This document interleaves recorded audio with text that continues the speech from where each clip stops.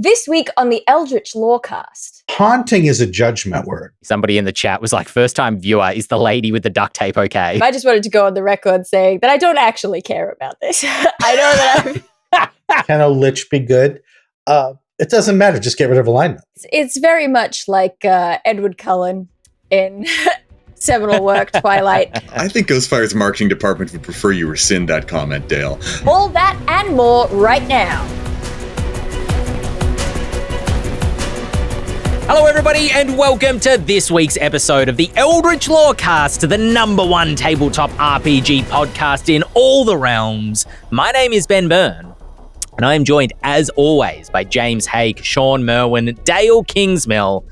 And Dael, I'm going to ask you, what is the right amount of descriptive text, I'll say, but you know, maybe it's verbal if it's a game master. What's the right amount of description that a game master should give when players enter a scene? I think it depends entirely on what the scene is. I think it depends on your players. I think it depends on you and what you enjoy doing. This is like the most wishy-washy answer in the world, but that's because it's true. If you've got a table of people who are going to fall asleep if you read your page of purple prose, then don't do it. But look, man, sometimes people love a little bit of description. You can give it to them. Dael gave the sort of wishy-washy answer that I usually would give, but so in defiance, I will give the sort of ironclad answer Dael would usually give, if only so that you can know the rules so you can break them with purpose. And it's be concise, be tight with your prose, be as lean as you possibly can be. Because all that description, and this is a lesson I learned from Shawn Merwin, so I'm going to scoop him too, is when he wrote an incredible 10-part series on adventure design, had a great box text episode, basically, is describe things as clearly as possible, because players will absolutely focus on every single detail, and you don't want to bury the lead when you're showing them what's important in an area. I mostly concur. I often don't agree with myself or think about things. So here's what I'm going to say, especially if you're writing something that other game masters are going to have to read, like box text. Give just enough information to set the scene so players aren't wondering where they are. Then give something that will either guide the story, prompt the game mechanics, or trigger an experience. So what you want to do at the end of the box text you read, write, whatever, is say, based on the words I use, because I'm a tricky bastard, I should be able to guess what most characters are going to do. If I describe that statue over there with the most words, with the most interesting words, I'm sort of trying to just nudge them in that direction because that's where the trap is, or that's where it's actually a gargoyle, so I want them to interact with it right away. That sort of thing is what you should be doing it with your descriptive text. There's a great kind of like game designeriness in that description text of what you're talking about, Shawn. I think we've talked about this before, but I'm reminded of running around a video game with my wife watching, I think it was Uncharted, and she was like, how do you know where to go? Like, how do you know the next place that you need to go? And I'm like, well, I can't tell you how I know necessarily, because I've never thought about it before, but there is a literacy that I have, a video game literacy, that I can just tell where the game designers are trying to direct me. And then I have subsequently heard in like no-clip documentaries and those sort of videos about how game designers design levels specifically to highlight certain things organically within the scene to try to draw you towards them without it always necessarily being a glowing, flashing, go look at this. Sometimes in video games, it is a glowing, flashing, go look at this sort of thing. But sometimes it's more subtle. And I think that there's an art for game masters.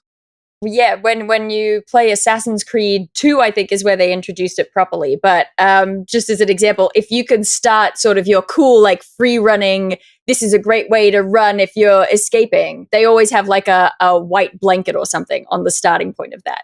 Right, and it's not something that they say in a tutorial, look for the white blankets or anything. But if you look for that sort of flash of white, and it's not something that I noticed until the second or third time playing through the game, that it just kind of gets into your head. And I think that really good game designers are really good at that. Because otherwise, I mean, we've all experienced your players getting fixated on a door or a chair.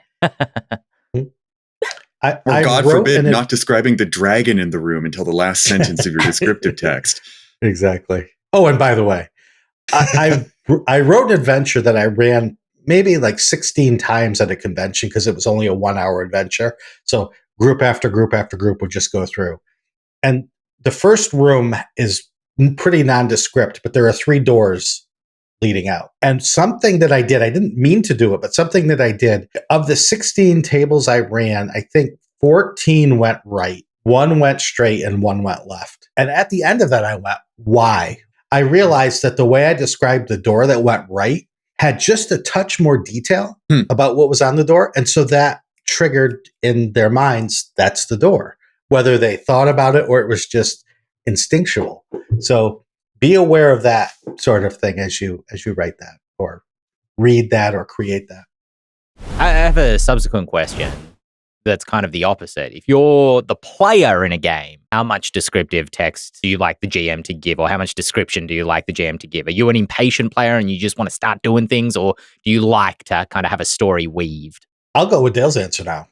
Right? Depends. if it's something we're about to go into a battle and I need to know that if you're standing on the glyph, you're going to take poison damage. But if you get over to the infernal machine, right, then I want to know those details. If it's a story and we're interacting with NPCs, I want to know enough about the NPCs to know who to talk to first, right? So it will depend on the experience that you are trying to get me as the player to interact with. Shawn's right on the money here. It's what's the most fun? What kind of experience are you trying to craft as a game designer, as a game master?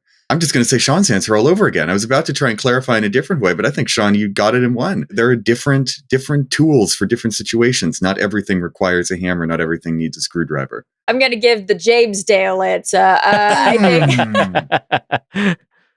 No, I mean, I think that as a player, I like to have a lot of information at my hands. Like I like a lot of description because I like to feel like I can see the space. But with the clarifier, I think being concise is powerful because if you get the important stuff out of the way, I can tell what's important and then I can ask further questions. Mm-hmm. And this is probably some advice that I could stand to take when I'm running the game. Yeah, I sort of, part of the reason I asked this is because I had a discussion with Dante. This is a long time ago. He might not even remember this discussion, but I like to set the scene as a GM. I like to kind of go into a little bit of detail and not just be like, okay, you're in a forest and it's dark and there's a path before you, but kind of be like the trees twist in an unnatural way around you, haunting your footsteps, and you hear the rustles in the leaves as if they're whispers behind you. And Dante's opinion, not to speak for them, but my remembrance was that they were sort of like, just give me the essential information and then let me start interacting with things. I don't want to sit here for 3 minutes just listening to some I like the twisty description. trees.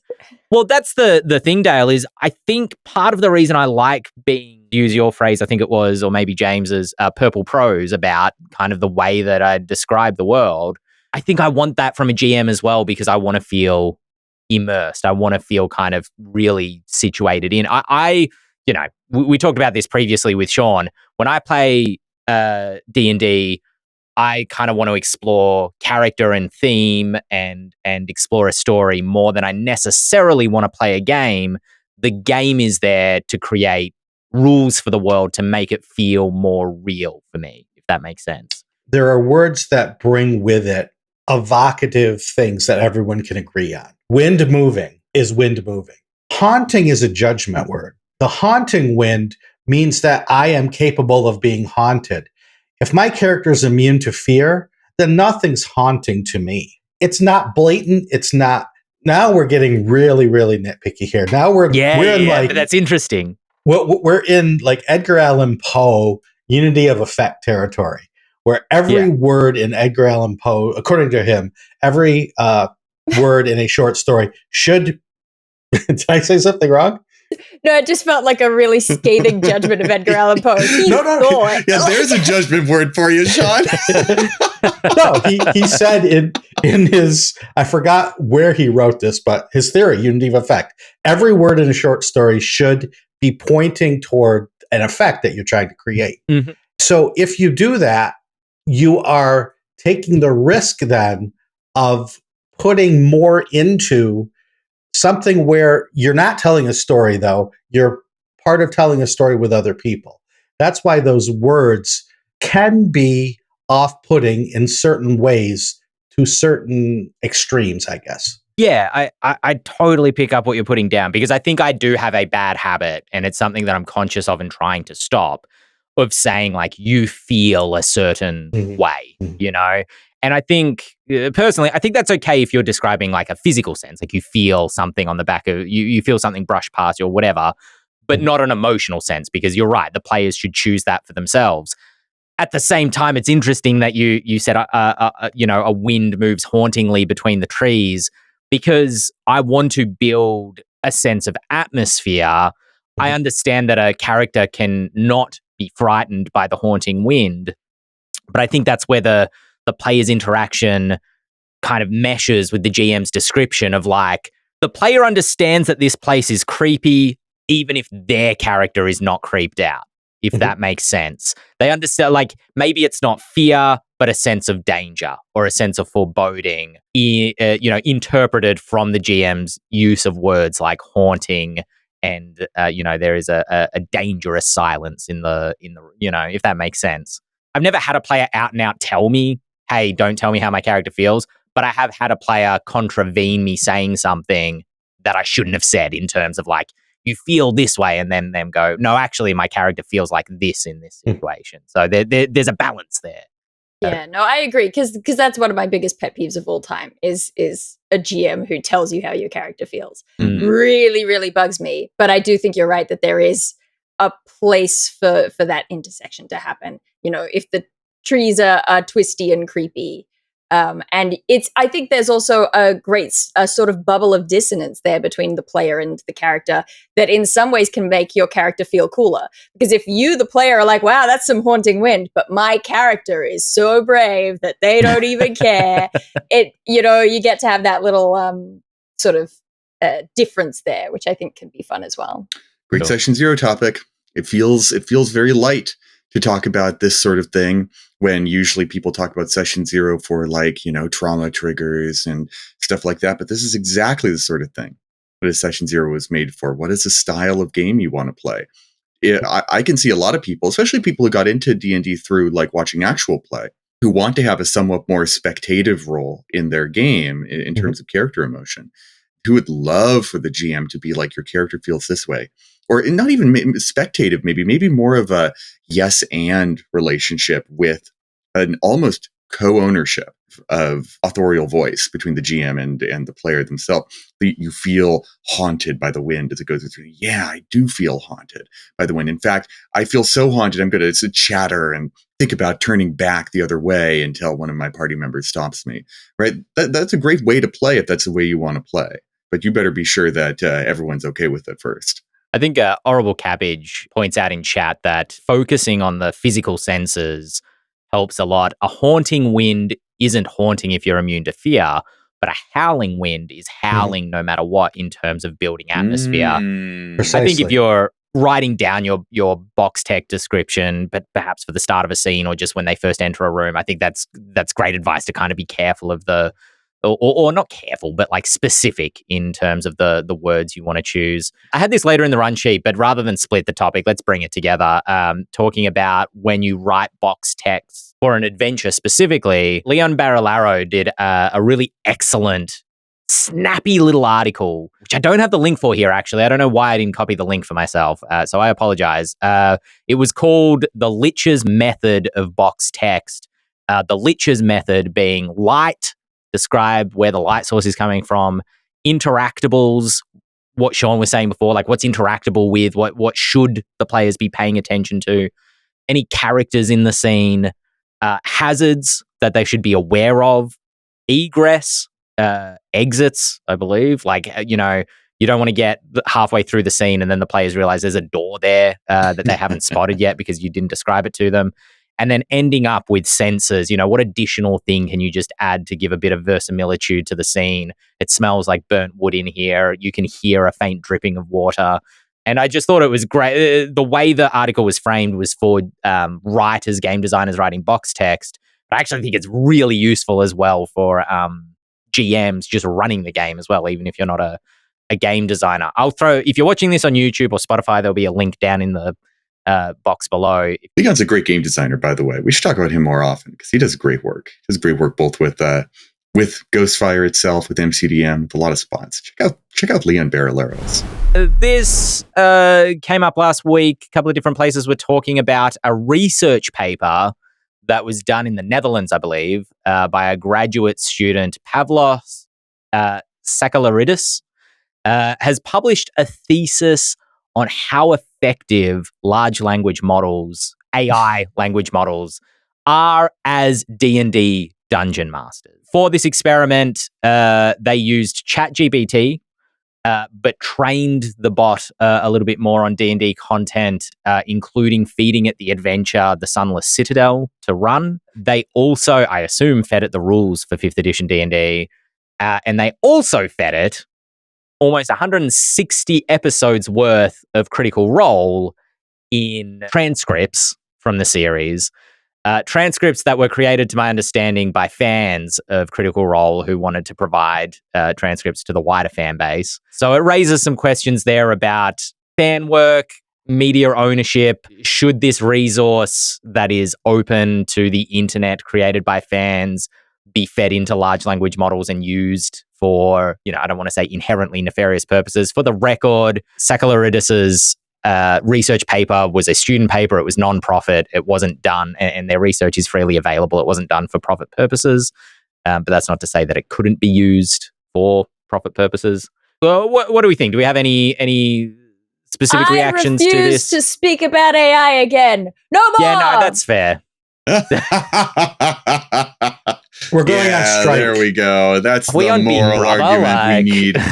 What's going on here? Yeah, no, that's fair. We don't need to get down into the AI debate again because folks who have listened to the Lorecast kind of know our opinions on it by this point. What I thought was interesting was that the research paper, which did not have a large pool of participants, it's not out and out said, although I think it's implied that there were only like 7 participants in total. And they were asked what they prefer through a series of survey questions between an actual dungeon master and a large language model AI dungeon master. And the results were actually pretty predictable. Largely, people preferred a real dungeon master. The AI GM struggled with flexibility when accommodating diverse and unpredictable player choices and kind of railroaded the players a lot. Whoa. Because it can't think outside of what it's been fed. Unbelievable. The AI GM also struggled to keep sessions on time, which was apparently due to specific information not being relayed clearly or timely to the players. So players couldn't figure out how to progress the story, I'm assuming, from what was said in the research paper, because they weren't told there's a door in this room because the language model didn't spit up that information. That's not a specific example. I'm sort of inferring that from the answers given on the paper. The AI GM didn't always present appropriate challenge to the players, which was I read 2 different articles on this. One article said, it didn't present appropriate challenge to the players. It's not good at creating challenging scenarios or excitement. And another article said, it clearly knew how to balance the difficulty of gaming because it's very difficult to not overwhelm players with too much challenge. So it did really well in this circumstance. And it's like, okay, interpret the data as you will from 7 people. The one tidbit of information, which I kind of buried the lead on this with our conversation at the start of the episode, but I did find this interesting and unsurprising, was that the AI GM did score actually far higher for building immersive environments, which I suspect, of course it did, because a normal GM or a human GM might sit there and be like, okay, you're in a cave, it's dark in here, you hear water dripping down the far end, and what would you like to do? In this kind of stuttery, human way of speaking. The large language model has access to all the language and would just, arrange it in this dim cave presses in around you as you look through the darkness ahead of you, hearing a faint drip, drip, drip. I'm not surprised that a large language model is better off the bat at coming up with like a purple prose, to borrow the term a second time. We're still on strike. There is a new board game, a new D&D board game on the horizon. Look, it was a slow news week this week. Horrified is a board game series, typically for 1 to 5 players, about defeating monsters. Shawn has their copy right there. That's Ravensburger, isn't it? Yes, I believe so. They make good games over there. Yeah, Horrified's really good. I played the Cryptid one. Yeah, I liked it. Is the Cryptid one the one you just showed, Shawn? No, that's the Greek monsters. Ooh. I know there's a Universal Monsters one also, which I want to get for my dad, actually. These are all well-chosen themes for monster themes. These are good. I want to play each of them. I feel like I think the Universal Monster one was the original the original game, like or the first version of the game, and then they kind of iterated it into different things. I think there's a more Cthulhian type one as well. And the next one coming this summer is a D&D themed one. The monsters are not entirely known, although assumed they'll certainly be D&D themed monsters. Most notably, the Beholder is going to be kind of the key selling point, the key marketing character for this version of the game. I've always shied away from it, but James, you say it's a good game? Yeah, I mean, listen, I played it once several years ago, but I had a really good time. My memories of it are all positive. Could I tell you how it worked? No, not at all. There was a board of like a small town, and we were investigators looking around for cryptids. Which cryptids? Let me see. There was a chupacabra. There was Mothman. I believe there was Bigfoot. I think the Jersey Devil was involved in there. Right. Listen, my memories of this game are very hazy. But it was really fun. It was a really fun game. I know that I'm not sure if the original was, but the D&D version of the game is being designed by a friend of the show, Peter Lee, who has strong board game and D&D pedigree, designer of the Lords of Waterdeep, as well as many other D&D themed board games. Also, Aberration, the lead designer of the Ghostfire Gaming Grim Hollow board game. So, yeah, I will certainly be checking this out. I'm on the hunt at the moment for good, like, solo board games. Or board games that can be solo, but also played, cooperatively. And you like monsters? I flippin' love monsters. Yeah. Absolutely. Speaking of monsters that Ben loves. I just wanted to say, because this was funny, somebody in the chat was like, first time viewer, is the lady with the duct tape okay?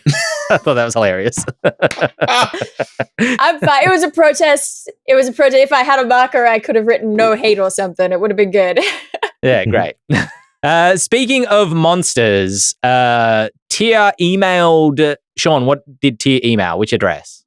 I would guess if we received it, that it would be podcast@ghostfiregaming.com. Excellent. It absolutely is. And Tia, kind of a follow-up to our conversation last week on alignment and monster alignment, Tia points out that in the 2014 DMG, the magic item or the artifact, the Book of Exalted Deeds, could only be attuned by a good aligned character and inflicted 24d6 radiant damage to an evil aligned creature who tried to read the book, which sparked interest in me to check the 2024 DMG, which I had on hand. And they've changed the text for the Book of Exalted Deeds. It now only harms fiends, undead, or, quote, servants of gods from lower planes who try to read the book, and no longer has the attunement requirement of needing a good aligned creature to attune to it. However,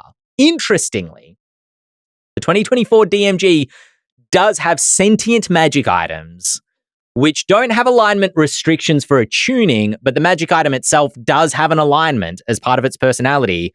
And when the bearer acts in a manner opposed to the item's alignment or purpose, this can create conflict, which has its own little subheading under sentient magic items, around like the item can unattune to you, it can suppress some of its properties, it can try to force you to do things if you contravene the magic item's alignment. It's kind of like its alignment's clinging on by its fingernails. Yeah. Well, it's interesting because I love these examples being brought to us to show why I'm wrong about stuff. But also, I don't think that I'm not. That was a joke. I don't think that anyway. But I think it's so interesting that we talked last time about the way that like protection from good and evil and things like that don't work on alignment anymore. They work based on creature type like undead or fiend, etc. And so this example, the first example that was given just there, is a really interesting example that in 2024 they've made line up with the sort of protection from good and evil school of thought. And so it's like, oh, we'll just cut out the interesting thing with alignment. Again, we're just getting rid of it. So if we're getting rid of the interesting things, why are we getting rid of the alignment? But I mean, look, this sentient magic item thing has promise. I think there are a lot of interesting things that can be done with alignment.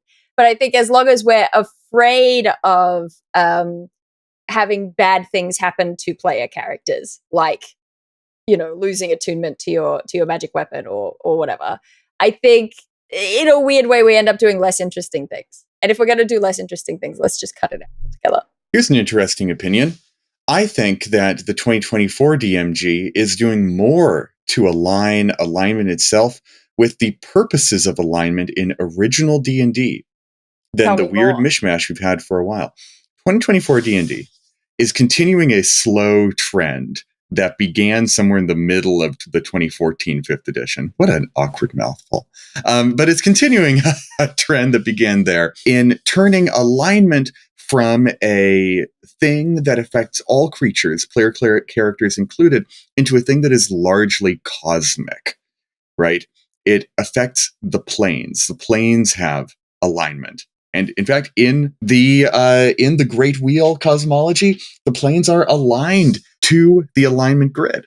And so thus, and this was kind of what was attempted in Mordenkainen's Monsters of the Multiverse with the typically and always sort of stuff, is that these cosmic beings, things like celestials and fiends and aberrations and things that were basically beyond mortality, had these really firm alignments because they had more of this cosmic alignment stuff in them. They were sort of born out of this churning cosmic alignment. And it's why things like gnolls and goblins and so forth are no longer humanoids, but more aligned with a more cosmic creature type. And so, like we were talking about in the last episode, this alignment, it's less of your morality and more of what team you play for. Do you play for the evil team? Well, then all of these lawful, chaotic, neutral people can be your allies as long as they're also on the evil team.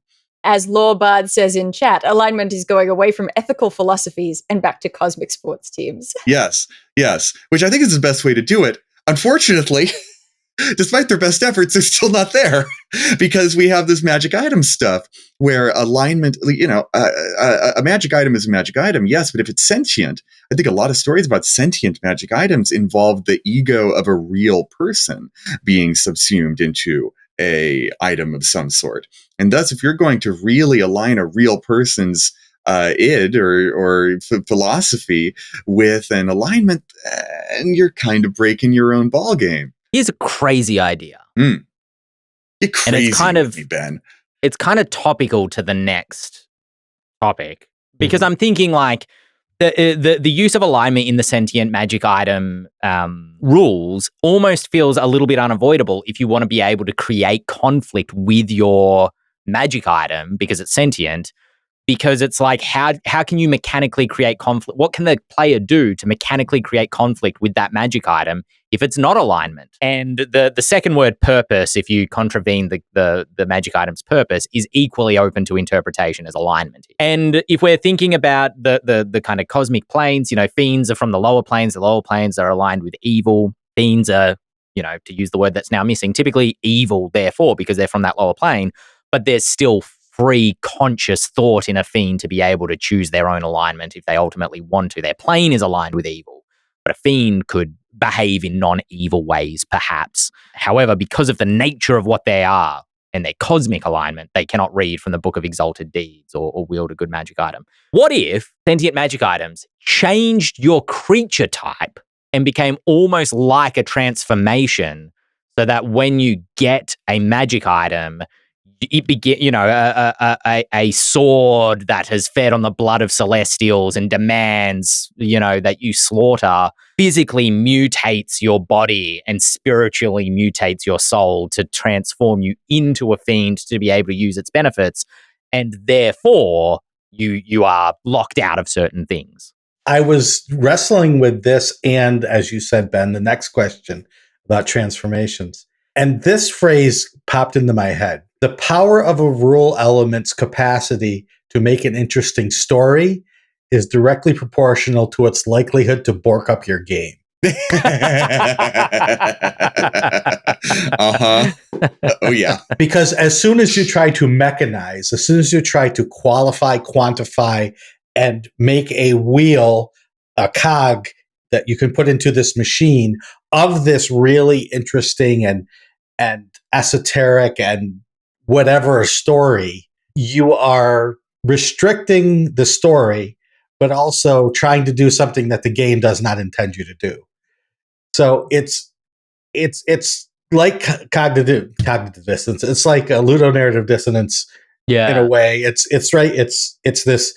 I'm going to move out way off in this direction on the story. The rules have no way of touching this, but we want to make it a rule too. So what do? We bork up the game. Yeah, it's kind of like you can't mechanize philosophy. We've tried since Plato, and we keep trying to do that, and you know what?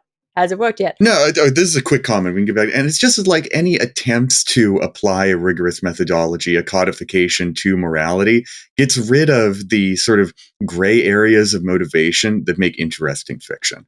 That's all. That's all I wanted to say. Just mic drop. No, mine's a very different vibe. I just wanted to go on the record saying that I don't actually care about this. I know that I'm...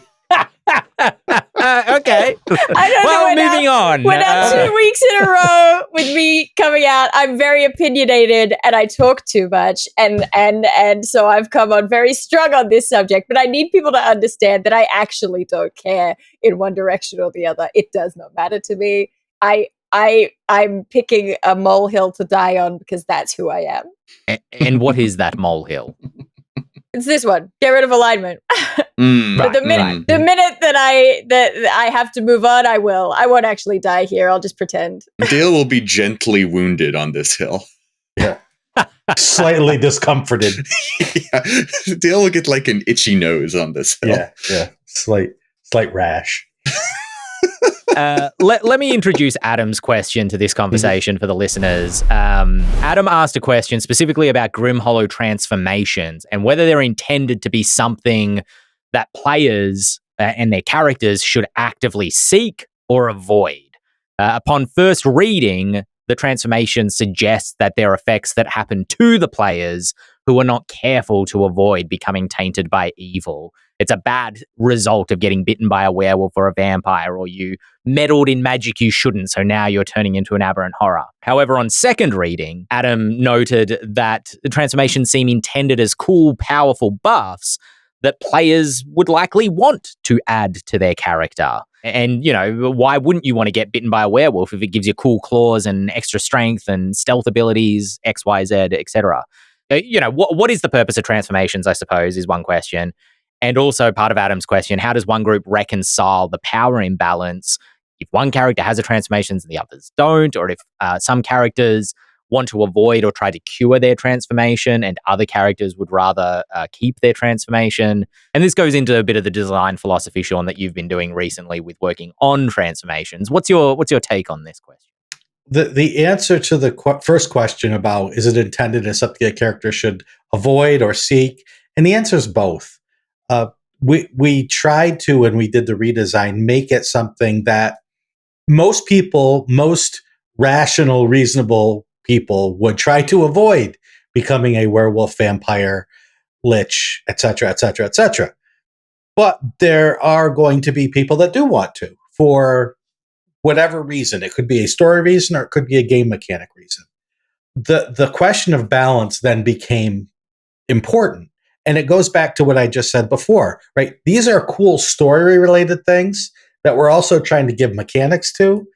And so therefore, we're going to bork up the rules. And my job was to debork everything as much as possible. So rather than make these things that just give you power, what I tried to do was first desynergize them. So what I mean by that is when they, in their old form, they were solid, but some of it turned into, I'm taking this because it gives me something that as a fighter just makes me better. So what I tried to do was take that part out of it. Give power in the form of choices rather than in the form of synergistic bonuses. So you aren't going to be super overpowered. You just have this other thing that is a choice you can make rather than just attacking with your sword or other than just using your spell. Here you have a little bit more leeway to try different things as opposed to the same thing, just more powerful. I've kind of like nodded and been like, yeah, okay, I think I know what you mean, but I'm gonna clarify a little bit here because you've talked a little bit about transformation features when designing them, not wanting them to feel like a subclass feature or a species trait, which has made me think like, yeah, no, they shouldn't feel like a subclass feature. Wait, what's the difference? Like what is those definitions between a transformation feature and a subclass feature? The difference is when you take a subclass, it generally builds onto something that's in your class. So you can, as a rogue, you can not use one of your sneak attack die and instead do this with it. As a fighter, you can, rather than use your what gives you back hit points as a fighter, second wind. You can use your second wind to do this, or when you use your second wind, you also get this benefit. So what I tried to do was decouple those things to, rather than you're going to take werewolf or lycanthrope because it boosts your strength, you could use your weapon mastery with your claws too, right? Something like that. We don't want that. We want the lycanthrope to be just as viable and just as fun with a wizard character who could, when they realize they're in the middle of all these monsters and they don't have the right spell, instead of casting a spell, turn into the lycanthrope and do these other cool things that don't involve casting a spell. That makes absolute sense, because I think one of the complaints that people had, particularly with lycanthrope, but a lot of the transformations previously, which we've talked about before, is like there's a gate, there's a prerequisite of having like a strength score or whatever. But also, it meant that unless you were a fighter, you weren't really benefiting from the lycanthrope transformation at all, which had the ludonarrative dissonance, if you will, of like, I'm a wizard that's been bitten by a werewolf, but I don't feel like I'm freaking out into werewolf mode because my strength score just isn't high enough to ever make it worth using those features, Yeah. Whether it's the rework kind of, as you said, it's not just that it's not building on the strengths of certain classes, but it's also not requiring or being limited by the weaknesses of other classes, if that makes sense. We do have flaws in there still that are meant to offset those benefits that you get. And the great equalizer is always going to be the game master. The deborking of these rules will always be resting in the hands of the game master to say, yes, Tony's character is a little bit, has a couple extra features than you. But guess what? Tony can't sleep at the inn tonight because the townspeople saw him and ran him out of town. So he can only take a short rest, especially if we incorporate our Grim Hollow new resting rules, where everyone else is getting the weeks-long rest that you need for a long rest. Tony's character is out in the woods, sleeping right under the trees, the spooky, haunting trees. Twisty, haunting wind. There you go. And his character only gets a short rest. Now things are even. The DM had to maybe tweak that a little bit, put them into that situation. But there's the offset. There's that's why we don't want to have this. Story-wise, it works. Mechanically, it works. This was the first thing that came to my mind, because as someone who hasn't had the chance to really play I haven't played Grim Hollow. I suppose we did that Fate session. Yeah, it seems to me that the setting that these transformations come with, there's been so much particular attention paid to that idea of, no, this setting is like, we're going to make it feel real. And there's all this stuff about how much the world is going to push back against that. Push back against you if you are, corrupted in this way. And I think that is worth keeping in mind with the way that these rules have been designed. Well, the reason I bring it up in relation to the magic item discussion is because the latest iteration, we kind of played with removing it for a moment, but I believe it's back in there for the latest iteration, which is when you start transforming into a creature, depending on which transformation you're doing, your creature type will change. So if you're a vampire, you gain undead added to your creature type. Or if you are an aberrant horror, I believe you gain aberration added to your creature type, which, as Wizards of the Coast increasingly rely less on alignment and more on creature type, is probably a bit of a hidden transformation flaw kind of put in there, but a deliberate one, because now when Gary the cleric is like, all right, I got to turn undead because we're getting overwhelmed by zombies, Sarah runs away as well because she is also turned. Now you can play that as, at a lot of tables, maybe that's an annoyance. And maybe it's an annoyance if that's something that happens repeatedly.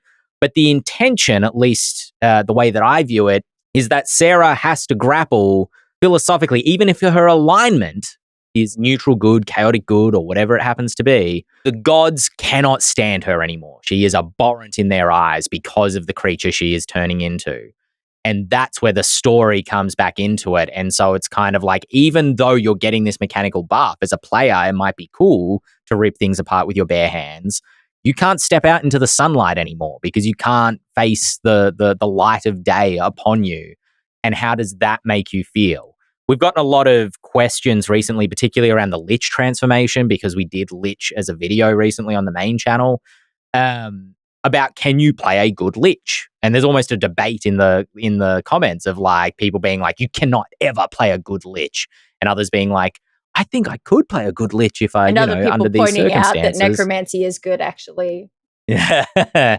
Well, it's the answer is like, could you play a good Lich? Philosophically, story-wise, potentially, if you can justify to if in the context of your campaign and your story, the ends will ultimately justify the means of the souls you have to reap, or maybe you're kind of like Dexter, you only reap souls from evil people or whatever it happens to be. I think I described in the video, maybe your zombie entourage are like sinners who you carve their sins into their chest and they're forced to walk with you until they kind of repent for their sins through their undead thralldom. That's so cool. Ben, how does your brain work? Yeah. Darkly. That's all philosophical that you kind of have to be there for. Mechanically, the creature type tries to reinforce the philosophy that the transformations want you to explore. But of course, at certain tables, like, the boon's just going to be worth it, and we didn't want transformations to suck so badly that people wouldn't want to use them at certain tables, It's very much like Edward Cullen in seminal work Twilight. I think Ghostfire's marketing department would prefer you rescind that comment, Dael. In spite of only ever killing the sinful and heinous because he can read their minds, because he's got telepathy. In spite of that, he still believes that he's going to hell, and that's the plot of the second book. What are the philosophical implications of you can read someone's mind so you know their deepest, darkest thoughts, but they've never actually committed a crime? Ben, I actually think about this because, specifically if we're talking about Edward Cullen, he kills them just before they commit a crime, so they are about to commit a crime. But I'm just thinking in general. Does he know that until the crime is committed? Well, he follows them down the alley where they're about to murder women. So yeah, I don't know. It feels pretty rock solid to me, but I don't know, as if you could, because he's so fast, Ben, that he could wait until literally the moment that they are swinging the knife. There is point of no return. The knife is about to touch skin. I go in. Yes. No. I will definitely not back off Edward Cullen. Generally speaking, I often find myself thinking about the fact that if you're doing this, if you're like, oh, well, I'm psychic and I know they're bad, so I'm because you are depriving them of their right to silence, of their right to not incriminate themselves. You know what I mean? So it's really unjust. What's the name of the movie? Minority Report? Oh, yeah. That too. Precogs, yeah. Philosophy. Well, the good news is, can a Lich be good? It doesn't matter. Just get rid of alignment. Boom! There we are. We cannot codify alignment in a way that does not flatten the complexities and moral grayness and makes fiction interesting. Thank you, Shawn. We're setting the molehill on fire.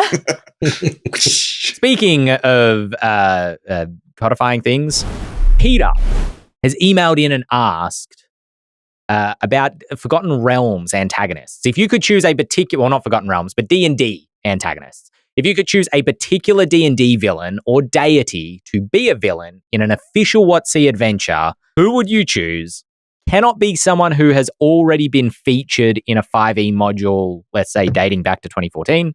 Which villain do you think deserves their time to shine in D&D 2024? I cannot express enough how little I know about actual D&D lore. Oh, I'm in the same boat. So I'm gonna listen to these two and then just make my decision afterwards.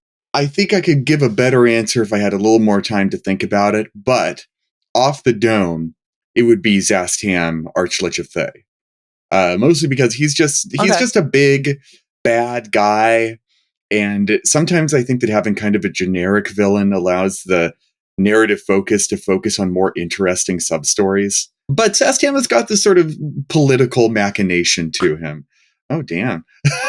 Yeah, I was about to say, this stop doing interesting protest, things. is it? The different tape. Yeah. I think the political machinations of the necromantic megocracy of Thay could be an interesting backdrop for an adventure. And I hope we see it in the upcoming Red Wizards adventure where That's right. he Yeah. himself is the baddie. But we'll have had 3 Archliches as villains by the time he shows up between Vecna, Acerak, and then him. So he's not particularly anything new under the sun. Yeah, I want to step all the way outside of former D&D bad guys. I want to go with real world mythology, right? In the old deities and demigods, they pulled out Egyptian gods and Norse gods and all of those. Make me something new, or take one of those if you think you can get away with it, and make that an antagonist. That's fair. Oh my God, sorry. I want to change my answer. I finally thought of it. My favorite D&D baddie of all time is the god Tharizdun. I love how cryptic that god has been ever since early D&D. There's a Gary Gygax written adventure called The Forgotten Temple of Tharizdun, which ends in a very bizarre sort of cosmic horror-y place, the Black Cyst. At the sort of, you go through this temple, it's kind of like Bloodborne in that way, where you go through all of this gothic crumbling architecture with cults and stuff, and by the end you've sort of stumbled into a Cthulhu mythos sort of thing. And I would not exactly call that adventure good, but it is thought-provoking in a way that makes me want to see what a true far realm eldritch horror villain would look like in D&D. The 3rd edition adventure, Return to the Temple of Elemental Evil, focuses Tharizdun as the main motivating force behind all of it. He is sort of pretending to be a god called the Elder Elemental Eye to focus the Princes of Elemental Evil to his bidding. And Princes of the Apocalypse, for a reason I can't understand, balks at that idea. And they even go so far as to have a god posing as the Elder Elemental Eye to bend the Princes of Elemental Evil to his bidding. And they recast him as Ganadar, the god of ooze from the Forgotten Realms. The god of ooze. What's going on here? I like the idea of fighting the D&D brand Cthulhu in an adventure and dealing with all of that. That would be fun. See, the thing is just that I have such an instinct to talk and interrupt even when I know nothing. It's not the tape's not locked in here with me. I'm locked in here with it. It's for everyone's betterment. I just Googled worst D&D villains and found that I still don't know enough to make the joke of picking the worst one. This is a genuine problem. Bigfoot. I'd have Bigfoot be my big villain. Have you ever read Devolution by Max Brooks? The concept is it's a horror book and the main monster is Bigfoot. And it sounds really unimpressive and really uninteresting, but it actually is the most horrifying thing I've ever read, just about. Love that. So, yeah, Max Brooks' Bigfoot, sure. I feel like I would like to see another realm from the Dread Domain where Ravenloft is? The kind of, I've heard there's a little bit of lip service given to like Ravenloft is only one of the horror themed kind of domains, the domain of dread, and there's like other ones with their own lords of horror or lords of dread that are equivalents to Strahd, but they're not vampire or gothic themed. I believe there's like an Egyptian one, and maybe with a mummy as the main villain, and there's a Cthulhian one probably. I don't know. I don't literally, as you can tell, I know nothing about it, but I'd love to see one of those explored to the extent that Ravenloft is. Yeah. Alternative. I mean, look, they showed up in 2014, but like the Castellantas being one of the bad guys of Dragon Heist, Dael's Dragon Heist watch. I really liked the concept of the Castellantas and would love to see them get like a full sort of expanded, focused run at being bad guys. I think that would be neat. Yeah. I think giving Tiamat another go, let's like rejig that a little bit, tweak some stuff. I think, there's some bad guys who did show up in 2014 D&D across the years. 5e. I forgot what it's called. These names are so stupid. 5e villains who I think could get another shot, even though that's not what we're asking about. But they're the only ones I know. Dael, it makes me happy every time you bring up the Castellantas because I poured my heart and soul into those guys when we were doing Dragon Heist. I just think they're so cool. I think they're great bad guys. I like them a lot. When are we making our Castellantar adventure together, Dael? Can we just do that? When are we doing it? How much box text will it have? Let me get Chris Perkins on the phone. How much box text will it have? That took me a moment. Well, we really lost Shawn, huh? Yeah, no. I think he's old computer exploded. That flaming molehill got him. I apologize if you're listening on YouTube. This might be a 58-minute episode, unless James is just about to drag us over the line. No, I was going to say, you got me thinking about the Castellantars again, Dael, and it reminded me of when Dragon Heist was culturally relevant. When it was, it's always culturally relevant in my heart. People like that adventure. I'm too hard on myself. People like that adventure. When it was fresh in people's minds, and I was still writing stuff for the DMs Guild, I really wanted to make a 20th level adventure called Waterdeep Hell Heist, where you tracked the Castellantars and their minions down into Nessus, to the right hand of Asmodeus himself, to try and get back the souls that they had sacrificed to their Ruby Master over the course of that adventure. I think that would still be a pretty fun idea, honestly. All right. Well, speaking of fun adventures, this has been a fun adventure. And if you've enjoyed it, tuning in, you should give a thumbs up or stars or whatever your platform hungers for. We hunger for it also. So, look, if you've enjoyed it, it'll let us know. Let us know. Why not? Subscribe. Why not? All right, that's it. My name's been Ben Byrne. That's going to be the end of this week's episode of the Eldritch Lorecast. If you've enjoyed the episode, do the things that I just said. Otherwise, I've been Ben Byrne here with Shawn Merwin, James Hake, Dael Kingsmill. We will be back next week for another episode. Be there. Or don't if you've got other important things to do. But preferably be there. One way or the other. That's it. This is where the analytics just go boo at the end of the episode. For the absolute, we haven't figured it out on not the loyal Lorecats. They wait for the butterbuzz. Yeah, oh no, they want to see us flail. They want to see us suffer as we try and end this show.